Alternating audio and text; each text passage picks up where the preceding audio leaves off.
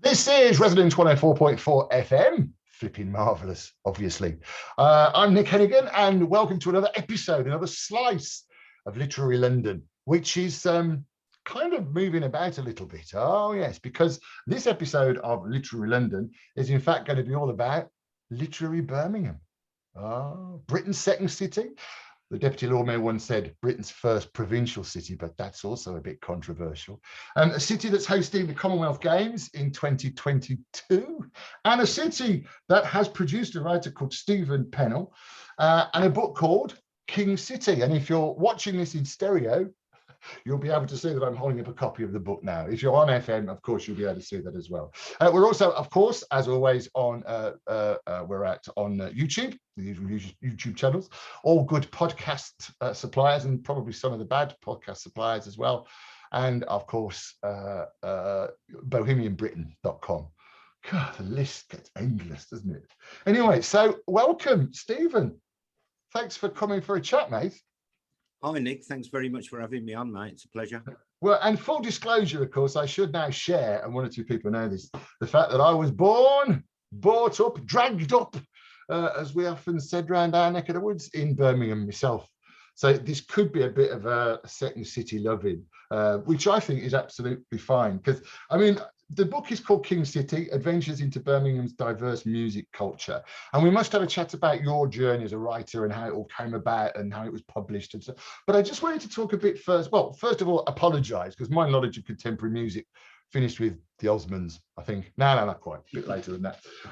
And of course, being a Brummie and being in Birmingham quite a lot, I was always impressed, and I still tell friends in London that most pubs on a Friday or a Saturday night have a band on. I mean, that's not completely true, but a lot of them do.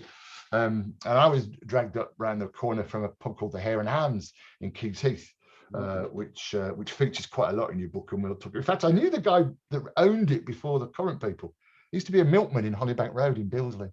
Just thought I'd share that one with you. So, but I wanted to talk first of all a bit about Birmingham, because Birmingham Brummies tend to get a bit of grief for all sorts of reasons. There's the accents, and I love the fact that in your introduction to this book, you actually say, I think your first line in the introduction is, Birmingham is probably the most creative city on earth.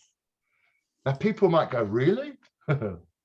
Well, yeah, I mean, culturally, just on a literary thing, we've got, Tolkien, Barbara Cartland, very wide mix.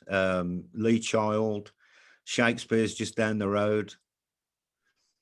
So that's just on literature. But I was thinking more of on an industrial level, as Stephen Knight from who wrote Peaky Blinders said, the modern world was invented in Handsworth by some scientists. Yeah. And it goes on today. The Patents Office says that they just don't know what's going on in Birmingham. Out of 4,000 patents, 2,800 every year come from within 35 miles of Birmingham, which is pretty amazing, really. It's like we come up with 70% of the ideas out of 1 million of the population, and the other 64 million come up with the other 30% of ideas. Yeah, it's quite a phenomenal, and it's there in black and white, isn't it? I mean, it's a fact. The patent thing, that was quite remarkable. And I know in Birmingham, I haven't been into town for a while, but James Watt and the first electric light bulb and the first factories, they all sort of came out of Birmingham, didn't they? Yeah, the Midland Enlightenment, the guys from the Lunar Society, which included sort of Matthew Bolton, James Watt, Wedgwood, Josiah Wedgwood, Erasmus Darwin, who was Charles's granddad, who had some interesting thoughts on evolution himself, of course. So, there was quite, the British anti-slavery movement started there. Benjamin Franklin used to come over to see them. Yeah. So it's quite a very important enlightenment. Enlightenment. And I don't know if is that gold statue still there in Centenary Square of the three of them? I think it's James Brindley and James Watt and someone else. Yeah. They move it about because they're always knocking things down and rebuilding, and that's like the constant thing in Birmingham, really, isn't it? They're always knocking things down and then rebuilding it. I do like. I mean, there's a thing actually down by Birmingham on Hurst Street by the Birmingham Hippodrome. And it's now run by the National Trust, isn't it? And basically, it's the back-to-back houses. So they're kind of the slums in Birmingham. And they were knocking them all down so quickly. Someone eventually said, "Oh, hang on, we need to just hang on, you know, for historical reasons, nothing's going to get old." And the National Trust moved in. And I gather you can, or you could anyway, you could actually go and sort of stay there in a Birmingham slum. I mean, the back-to-back houses were very specific, weren't they? Yeah, they're still there. And I think you can do a tour. I don't know whether you can stay there, but you can do a tour. And not far from the gold statue, which they sort of cleaned up and everything not long ago. They've put there's a Black Sabbath one now, not far from there as well, a Black Sabbath bench, and then there's a Tony Hancock statue. So there's some recognition of our culture going on. Yeah, I mean, I actually took out a tour to play about Tony Hancock called Hancock's Finest Hour. And it was great. The reaction up and down the country to, I mean, Tony Hancock, for those that don't know, was a sort of an icon of comedy, really, in the 60s, I guess. Would it have been 60s and 70s? And there was a fantastic statue. I love the fact as well that in your book you talk about, and I know Jimmy from UB40, who's the drummer, he talks a little bit about why there isn't really a Birmingham sound. Yeah, well, Jimmy's thing is it's too diverse. Yeah. As he says, like, how do you draw a line between Duran Duran, Black Sabbath, and UB40, and everything else in between, and then, the book's only, I don't know, 60,000 words, and it's not enough. It's just my personal sort of musical journey, and I think I was talking to you about it. I mean, there's a school of thought that says Pram made the best album of the 90s, and there's nothing really about Pram in the book. Yeah, there's broadcast. There's so much more that I can't fit in. You need an Encyclopedia Britannica, I think, to get it all in. I quite like the fact as well that you and Jimmy, and also from the Wonder Stuff, I think Bobby, I think it was the Wonder Stuff, was saying that the other reason, in a sense, that Birmingham hasn't got that swagger, or at least the sound, is that we're not a port city. There's no port, there's no London, there's no sea, there's no people coming from overseas like Liverpool or Manchester, or of course London. That's another one of Jimmy's theories, where because we're not a port city, we just have to sort of just get on with it. Yeah, we can't stay linked into our ancient cultures, because we're right in the middle, and we just got to make a new one. Yeah, and I also like the fact you mentioned in the book, and it's a slightly racist thing to say now, but I know we used to say it a lot when we were kids, that you could tell a true Brummie because he wore shamrock in his turban. Yeah. And actually, I mean, I think you mentioned in the book that it is slightly racist, but actually we own that as Brummies, and I'm quite proud of that. I quite like the fact that Birmingham has got that diversity. And I mean, you look again, stuff that when the UBs were kicking off, that's the multicultural thing was sort of felt quite normal to Brummies, but seemed quite radical to everyone else in the city, in the country, as I got it, because I travelled around a bit when I was working on a radio station. I was working on BR&B, which used to be in Birmingham, so we used to get to see quite a lot of the gigs and stuff. I also quite like the fact that UB40, their last album launch, I think it was the last compartment, they were all still together. They insisted it was done in Birmingham. And I had a record company rep moaning to me like crazy that it was this big, and now we're going to have to bring everyone up to Birmingham. I mean, so what's your own story then? Tell us about you, Stephen. So is it, obviously music's a passion. Yeah. And are you a Brummie, sort of born and bred Brummie? Brummie born and bred, yeah, Villa fan, Oh, this is the moment I was waiting for, by the way. This is the cup. I got my coffee in. So. You'll see this if you're looking in stereo. It's actually a Birmingham City Football Club mug. I will go, just to qualify that, I did a version of Romeo and Juliet at the Edinburgh Festival 2 years ago, and I didn't want it to be all posh houses. So the two houses in the Romeo and Juliet were two houses, one at either end of the road, and instead of the Capulets being all kind of political, it was basically Blues versus Villa.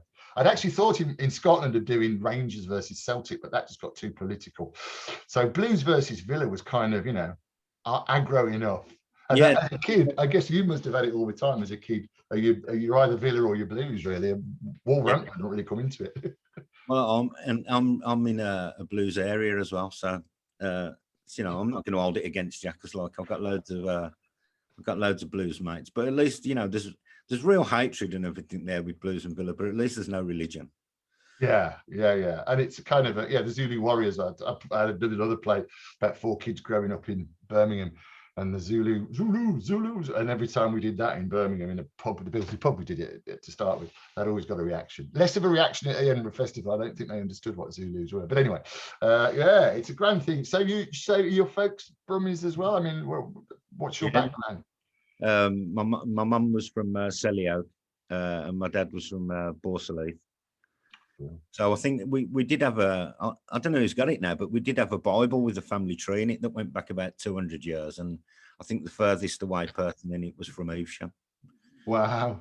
So, So, and that, obviously there was a lot of migration from places like Evesham into Birmingham when the Industrial Revolution started, and everyone came to work in the factories from out of the countryside, didn't they? Yeah, of course, get for the money and regular work and stuff. Yeah, that happened quite a lot. I know my folks are sort of Wales and Ireland, so one Wales bit actually. And what got you into the scene, or at least let's talk about the book directly, because you say it's partly a autobiography as well, but it's also partly to talk about some of the incredible acts that Birmingham has produced and is still producing. And I know there's a mate of mine, Robin Valk, who used to be the head of music at BR&B, and then John Slater, who helped us out with the Maverick Theatre Company. They were in the early days. I think Robin Valk actually gave UB40 their first ever studio recording. And there was a sort of that soul. It seems from this book anyway that sort of musical soul in Brum is still very strong today. Yeah, I mean, we're not. It's kind of like around about the time Robin Valk was quite an important guy, weren't he? Yeah. Dex's Midnight Runners mention him, don't they? In My Dear. And around about that time, I wrote an article the other day for I've got a website, King City Online, and I'm just talking about how amazingly cool it was, especially back then. You had Duran Duran. I think it might be apocryphal, I'm not sure, but apparently there was one time when there was a studio with 3 recording suites in, and in one was Duran Duran, another one was Dex's Midnight Runners, and another one was UB40. We were just all over, after virtually dominating like the album charts throughout the early 70s with ELO and Sabbath and Led Zeppelin. Then the singles charts sort of came in the late 70s and early 80s with Dexys, UB40, like you say, Duran Duran, Musical Youth, first black video ever played on MTV. And now we're not sort of dominating the mainstream so much, but it all depends on your perception, because we're really big in rap. I know you talk about the rap battle. Rap, I got that right. Yeah. It's called a clash in it. So 3 of my kids are battle rappers, and that's really fun. And tell us about that, how that works. And I love the fact your kids have got like street names, or not street names, they've got rap names, haven't they? Yeah, which I loved. How does that work? Luxy, Penance, and Tidal. Yeah, they're just it's a whole network of platforms where people get in touch with each other and say, they have these events where people battle, and basically what they do is they just slag each other off in rhyme. It's like if you've seen the film 8 Mile with Eminem. Yeah. So that's basically what it is, and they're all really good at it. We watched 8 Mile a lot when they were little, and obviously it's had an effect on them. And I suppose in a sense, so the music, it's not just the music, of course, then you actually created the lyrics sort of almost as a reaction to what's been said to you. Is that how it works? Yeah. So you've got to be fairly creative to get into that. Well, you can write for someone, you know who you're going to battle. So you write especially for them. You sort of look, they look on each other's social media and find things that they can take the mickey out of. But then occasionally, like you say, it's quick fire. You know, you react to whatever they've said about you, and they call that a flip. Right. So you have to be, those are the kind of things that when you're the battle, when you can do a flip and people know, then it's off the top of your head because you're just reacting to what they've just said to you. Yeah, and presumably, because you said, was there a TV show made? Yeah, the Rap Game UK. Yeah. And we went to the BBC asked the sort of local battle rap community to stage something so that the contestants could be on it.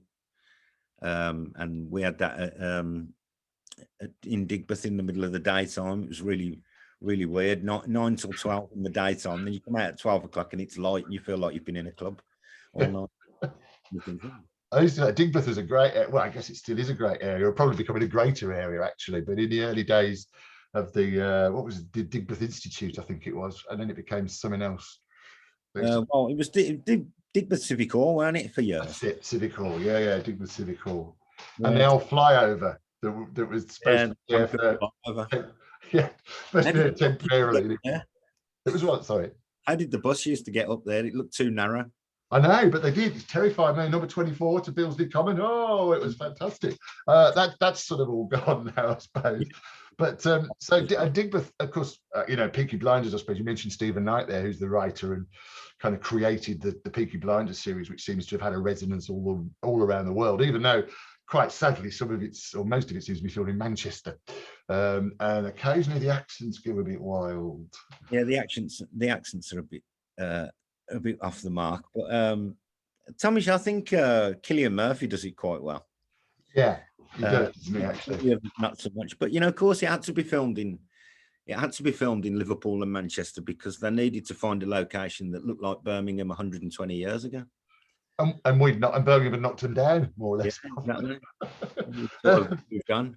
I'm Nick Hennegan. This is Resonance 104.4 FM. We're also on Bohemian Britain. I'm talking to Stephen Pennell, who's written a book called King City: Adventures into Birmingham's Diverse Music Culture.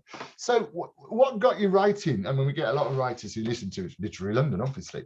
And I'm going to have to ask you about your process as well, because people like to know about your process. But so are you writing full time now? You've got a website. Just tell us your story. How did you start writing? I had a poem read out on BRMB, funnily enough, when I was about 8. And I didn't really follow that up with the poetry. And then I was in a band that so I wrote a few lyrics, wrote a few songs. Terrible, but we did manage to get on the Red Wedge. Do you remember Red Wedge? Yeah. Ansel and Billy Bragg. Yeah, they toured in support of the Labour Party, and on that tour, in each town they had 4 local bands on the bill. So we weren't actually on the tour, but we were on the Birmingham leg, and that was at Digbeth Civic Hall. But yeah, we weren't very good. But then I started writing for the Villa fanzine, Heroes and Villains. First of all, I started selling it, you know, just on the street outside the games, and then I started writing for it, and then that led to, so I was writing about football for quite a while. So my first book was Star Spangled Villains. Brilliant. Which was a diary of a season, not from, I weren't really sort of talking about the football so much, but more about the you know, the consumption of it, you know, and how we get to games in the modern day. And, you know, sometimes we'll just go and watch an illegal stream in a pub and, you know, different stuff like that. It was sort of a diary of the season when Doug Ellis left. So I thought that was something worth celebrating. And then I sort of said everything really I had to say about football. And I started writing about music for the Birmingham Press and a website called Counteract. Then I had my novel out, Gangsters, Geezers and Mods, which that took about 20 years to write, but it all sort of came at the same time in the last year or so. So I've had two. What made you decide I'm going to do a novel now? Was it something just in you, as it were? Yeah, I had all the stories. Basically, it's all true, and I just had to sort of weld them onto a few characters, and it seemed to flow really well. And then I sent it to my mate who works at the BBC, so he's got to remain anonymous. And he proofread it, and he said it was really good. So my wife Kerry, who does all the tech and everything for me, she uploaded it onto Kindle, and it seemed to go quite well. So we published a paperback, and that's available from Old Dog Books. Old Dog Books. Yeah, Paul Hallam's company. Gangsters, Geezers and Mods. Quality book, man. Gets fantastic reviews. Fantastic reviews on Amazon and that. And virtually, and is it sorry to interrupt. Is it a fictional book, or is it? Yeah, it's kind of it is fictional. Yeah, otherwise I'd be locked up. But it's all from experience, and most of the stories really did happen to sort of dodgy characters from Birmingham. But the characters are fictional, basically, even if the stories are true.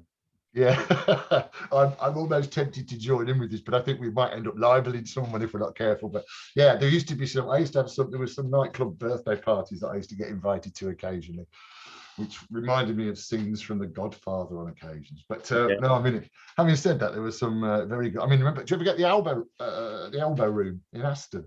Yeah, the elbow room was mentioned, and the Gary Owen. Oh, the Gary Owen, yeah, blimey, that was a club and a half. That was. Well, the north and south sort of equivalents of each other, weren't they? Yeah, I suppose they were actually. Yeah. Well, we thought Big Albert at the Elbow Room. Albert, I always look. So Albert, just for those that don't know, the Elbow Room is a nightclub in Aston in Birmingham. The bouncers, I think, had been there so long, they were actually sort of company directors almost. And Albert, this big bloke that ran it, who used to manage Tony Iommi as well, I think, actually, the musician. And he actually, and I used to go out there because I was on the radio, and we'd finish the show and go for a late drink. It was all legal, of course. But then I took my old man up, and my old man, who was then 75, had never been to a nightclub. And Albert gave him lifelong membership, which he gave him a gold card with life membership forever. And I always I liked Albert for that. I thought that was a nice thing to do. So you bought the Gangsters book out, and then say it went quite well, and you got a hard copy. How did things develop after that? Well, with King City, what happened was I did a review of a book about Digbeth, and it was mainly a photographic book, but I didn't think it was very good, and I gave it quite not a very good review at all, really. I mean, I said to my editor, I said at the end of the review, shall I put the name of the publisher and the price? And he said, there's no point. He said, no one's going to buy it after reading that. And the publisher got in touch with me then and said, we read your review and we thought it was quite fair. The book didn't really turn out how we wanted it to. And they said, do you think you could do one? A book about Digbeth? And I said, well, I go out in Digbeth a lot, so I could do one about nights out in Digbeth. And then I thought, obviously I expanded it to different things like the Hare and Hounds. I thought, I don't think I had quite enough gigs that were just in Digbeth. So I sort of expanded it to the whole of Birmingham. And then there's the odd travelogue piece, like me and my wife had a great weekend in New York. And the Brummie connection was we went to see AJ, who had a Brummie trainer. And that's kind of why we went, really, because there was a lot of Brummies went. Yeah, we're cracking around, Yeah. How fantastic. So they liked it, and we did the crowdfunding. It was successful, and that's Was that through Unbound? Unbound, yeah. Yeah, because tell us a bit about them, because they're a publisher. It seems like a great idea, and in fact, that's where I've heard about this from Unbound. But it's a fairly cool idea. But you have to you've written your book first, and then they have to agree that they're going to publish it. Is that how it works? And then they say, would anyone? Then they approach their readership, their mailing list. And they give you a target to raise. We did. I think it was quite an ambitious target, 7,500. but we got a fair bit of the way there, and the History Press and Unbound between them decided to go for it anyway. Thankfully, so thanks to everyone who supported that, including yourself, Nick. Ah, yeah, you're welcome. I was just saying, the reason I quite like the little thing was, there's a list of names at the back of the book of everybody who helped out, and I recognise a lot of them as well. No, yeah, there's me, and it's a great idea. And I suppose the thing that also attracted me is that you've also kind of hit the nail on the head about being sort of self-effacing. Brummies kind of are a little bit, aren't they? I mean, I say that because I mean, Maverick Theatre, we did fairly well. I mean, I now realise, but we were always little. I mean, this place, I mean, now we call, which you'll see if you're listening in stereo, of course, the World Corporate Headquarters, I call it. You know, and we've got this is the staff canteen, you know, with a kettle and pot noodles, and it's sort of the breakout area is the Weatherspoons over the road. And it was my sister who said, "Stop being a brummie about it all." And there is some truth in that sort of self-deprecation, do you not think? Yeah, definitely, without a doubt. Yeah, I mean, again, as Miles Hunt says, you know, every band they met from Liverpool and Manchester, Miles Hunt out the Wonder Stuff, of course. He said every band we met from Liverpool or Manchester would come out and say, you know, we're the best band in the world ever. And he said Brummie bands never say that. Yeah. Noddy Alder never said that. He just didn't need to. He said because, in his opinion, you know, Midlanders are sort of more comfortable in their own skin, and it negates the need for them to show off. He said, but you know, I do think it's a bit. It does get under my skin a little bit. I do wish we'd show off a bit more. Yeah, and I think you're quite right. And I also noticed, I mean, actually, you're very positive and also a bit negative about the BBC, which a lot of people in Birmingham are, because we used to have, I keep saying we, I'm in London never, but we used to have Pebble Mill, which was, in fact, I worked there for a while. I worked on Radio WM for a while. And it was a fantastic, I mean, centre of excellence. And then they've moved into what they call the mailbox. And I remember a friend of mine who worked for the BBC, she's just retired, so I went, hello, Lynn. And she was saying, yeah, everyone's talking about this fantastic new mailbox. So do you realise that there are 1,000 car parking spaces here and we still run out of space? There's 20 at the mailbox. And everyone was starting to think, oh, maybe this isn't quite the spectacular move that it is. And you mentioned the fact that, you know, obviously you went to a do where there was BBC catering, and you and the guys ate as much as you could because you got to get your money, you know, the license fee money back somehow. But then you also say they do, again, I think it's WM. You mentioned that they've done pretty good they are doing quite well in promoting new bands. Yeah, man. I mean, everyone's trying really hard. I just think the investment's not there on a, you know, from the national centre of it. You know, when the BBC decided it was going to sort of decentralise from London, basically what they did really was like virtually close everything in Birmingham and just move that, which don't seem to be the point really. You know, maybe they should have just kept Birmingham as it was with Pebble Mill.